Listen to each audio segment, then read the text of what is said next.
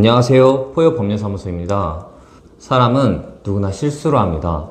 근로복지공단의 장애 등급 결정 역시 사람이 하는 일이니 실수나 오류가 없을 수는 없겠죠. 이해는 하지만 장애 등급이 결정되고 십수년이 지난 후에 갑자기 그때 결정에는 뭔가 착오가 있었으니 등급을 변경하겠다는 연락을 받으면 정말 황당하실 겁니다. 공단에서 말하는 장애 등급 변경 이유는 처분 당시 재해자가 고의로 장애 상태를 더 악화시켜 공단을 기망했다. 다리를 완전히 못쓰게 된 줄 알고 1급을 주었는데 이제와 다시 살펴보니 그 정도 상태는 아니므로 과한 처분이었다 등등 실로 다양합니다. 심지어 시간의 경과로 장애 상태가 호전될 수 있는 것인데 현재의 호전된 상태를 기준으로 당시 처분의 오류를 주장하기도 합니다. 만약 공단으로부터 장애 등급 변경 처분 통지를 받았다면 일단 그 근거가 무엇인지부터 살펴보고 대처하여야 합니다. 금일은 최초 장애 등급 결정 당시 재해자의 장애 상태가 고정되지 않은 상태였음을 이유로 하위 등급의 장애 등급 재결정 처분을 받았을 때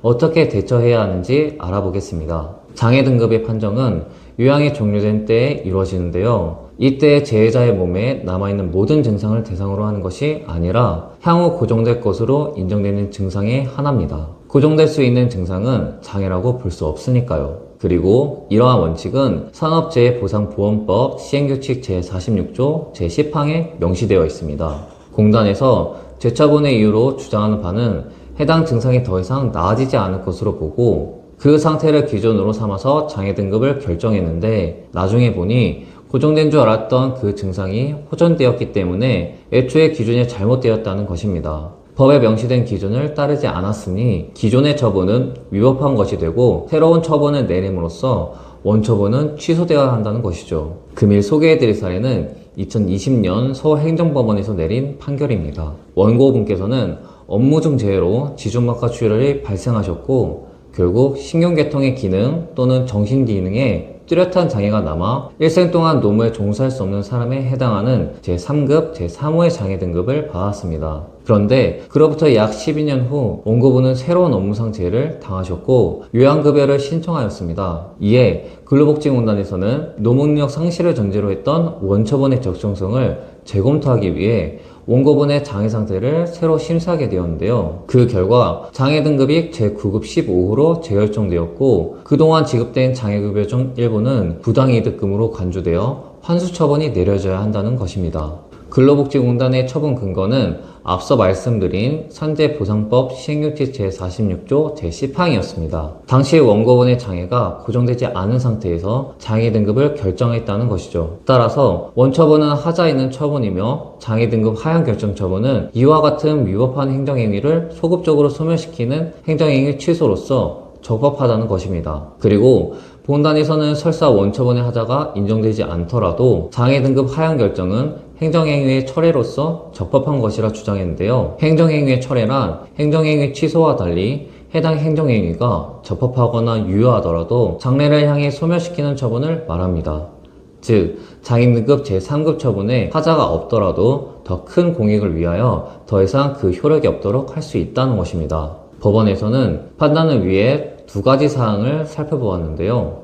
첫째, 원처분에 하자가 있는가. 둘째, 원처분에 하자가 없다면 장애 등급 하향 결정, 재결정 처분은 행정행위의 철회에 해당하는가입니다. 먼저 원처분의 위법 여부를 판단하기 위해 대법원에서 설시한 법리를 살펴보면 행정소송에서 행정처분의 위법 여부는 행정처분이 있을 때의 법령과 사실상태를 기준으로 하여 판단하여야 하고 처분 후 법령의 개폐나 사실상태의 변동에 의하여 영향을 받지 않는다라고 했습니다.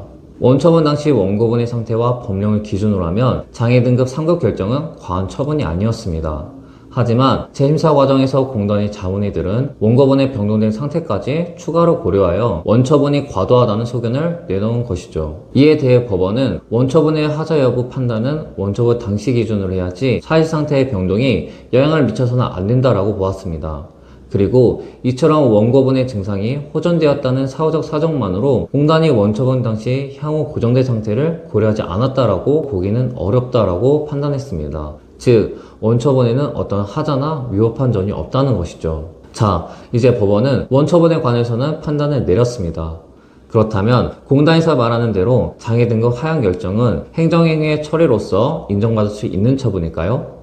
결론부터 말씀드리면 아닙니다. 법원은 이 점에 관해서도 공단의 손을 들어주지 않았는데요. 그 근거는 다음과 같습니다. 첫째, 공단은 해당 처분이 행정행위의 철회임을 주장하지만 공단의 내부조사 결과 보고서나 공단의 행위 등을 볼 때 사실은 행정행위의 취소로서 간주되며 원처분은 적법한 행정이기 때문에 취소될 수 없다고 보았고, 둘째, 원처분의 철회 결과는 장애 등급 재판정의 결과와 동일하므로 이 둘은 같은 것으로 보아야 하며 원고분은 장애 등급 재판정의 대상에 포함되지 않으므로 이번 처분은 위법하다고 보았습니다. 장애는 호전의 가능성이 있기 때문에 시간이 흐른 후 다시 평가해 볼 필요가 있습니다. 그렇기 때문에 재판정 제도를 두고 있는 것이죠. 하지만 이 재판정 제도는 그 시기에도 그리고 대상에도 제한이 있으며 누구나 언제든 할 수 있는 것이 아닙니다. 따라서 공단이 어느 날 갑자기 재결정이라는 이름으로 재판정과 같은 효과를 내는 통보를 한다면 내가 그 대상에 포함되는지 한번 잘 생각해 보시기 바랍니다. 또한 이전 처분에 중대한 하자가 있다는 이유로 장애 등급을 재결정한다는 통보 역시 재고의 여지가 있습니다. 그 결정의 근거가 혹시 재해자의 상태 호전인지 잘 살펴보아야 할 것입니다. 그리고 숙고의 결과 도저히 이해할 수 없다고 생각이 드신다면 저희 포유법률사무소로 편하게 연락 주시기 바랍니다. 저희 포유법률사무소 홈페이지, 블로그, 유튜브를 참조하시면 그간 다수의 유형 불승인 사건, 장애 등급 변경 사건, 추가 상병 불승인, 재현 불승인 사건 등에서 굵직한 성과를 이끌어왔음을 확인할 수 있을 것입니다. 많은 정보 얻어가시기 바라며 혹시 문의사항 있으시면 저희 사무실로 연락 주시기 바랍니다. 감사합니다.